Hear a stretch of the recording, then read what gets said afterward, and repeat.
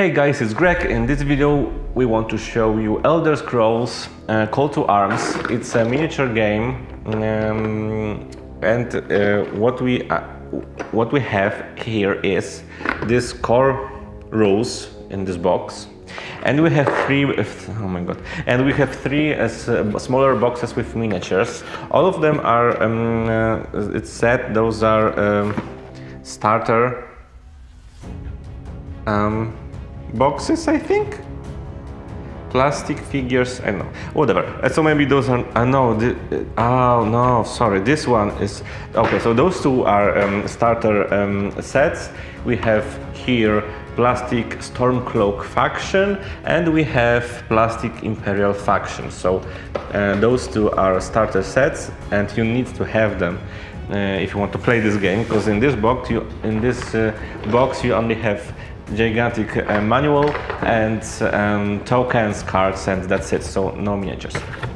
Those two, and we also extra have plastic Black Fellows barrow, and it's a delve set. It's 8 figures in here, and in those two are 5 and 5. So I'm going to show you all the components, all the miniatures, and what do we think about this game. So let's start.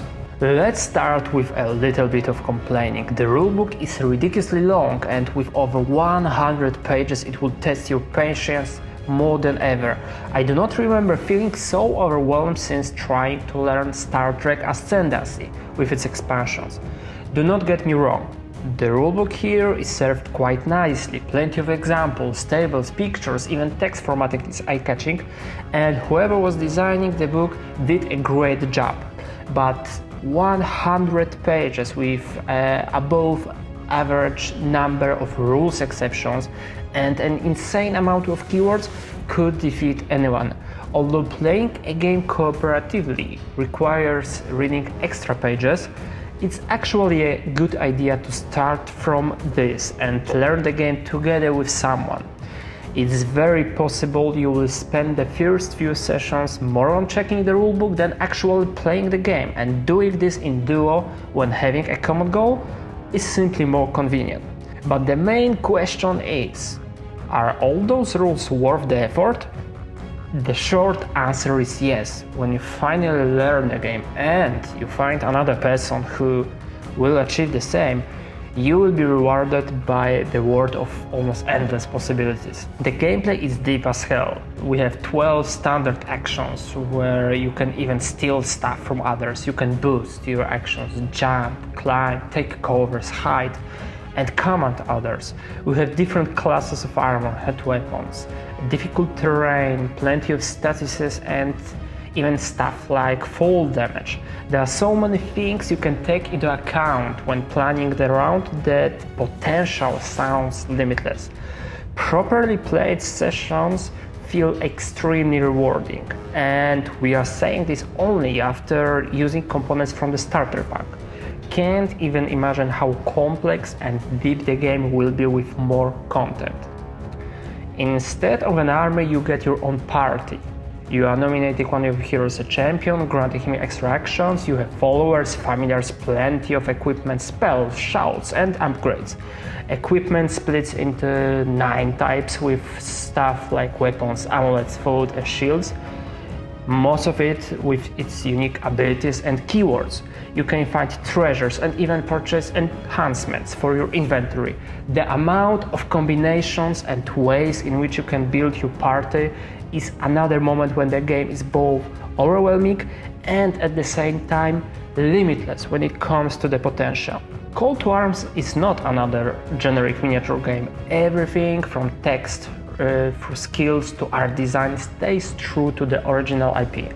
Together with the starter pack, you get several scenarios, each with its unique introduction, setup, and rules. Narration is strong here, both for competitive and cooperative play, and having a full co-op mode is another pro. It works, it's quite fun, but we are waiting for the campaign book promised some time ago, because the number of co-op scenarios you can play barely rewards a ton of work you have to put into mastering the mechanics.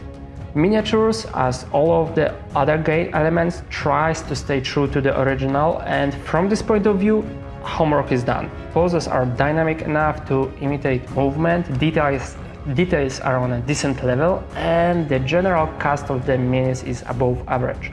However, assembling them was pain in the ass. Manuals are not explained step by step. Some elements look different on the picture, making it extra confusing, and cutting spaces are not planned well enough.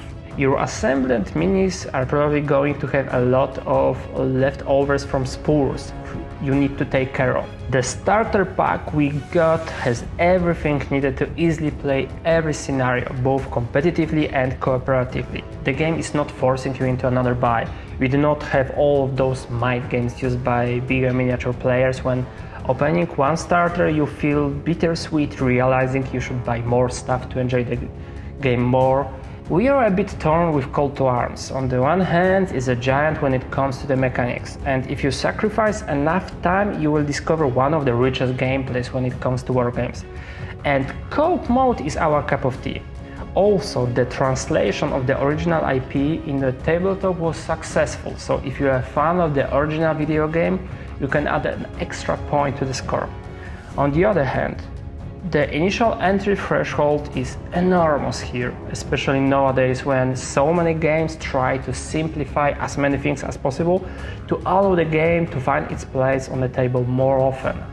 For now, Elder Scrolls Call to Arms gets from us 7 on 10 scratches. If the planned co-op campaign book is going to be as engaging as we believe so, we can easily raise the final score. That's all for today. See you at the next game, and if you enjoy our content and honest approach to the games, subscribe to our channel and join us on Patreon.